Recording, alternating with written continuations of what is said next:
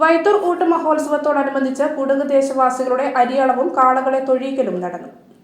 വൈത്തൂർ കാളിയാർ ശിവക്ഷേത്രത്തിൽ നടന്നുവരുന്ന ഊട്ട് മഹോത്സവത്തിന്റെ ഭാഗമായി ചൊവ്വാഴ്ച രാവിലെ കുടക് ദേശവാസികളുടെ അരിയളവ്, കാളകളെ തൊഴിയിക്കൽ എന്നീ ചടങ്ങുകൾ നടന്നു.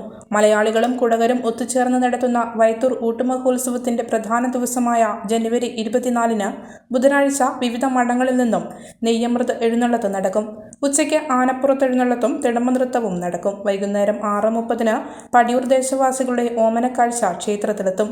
വൈകുന്നേരം വിവിധങ്ങളായ നൃത്തനൃത്യങ്ങൾ, തിരുവനന്തപുരം ബ്രഹ്മപുത്ര അവതരിപ്പിക്കുന്ന ഓംകാരനാഥൻ നാടകവും അരങ്ങേറും.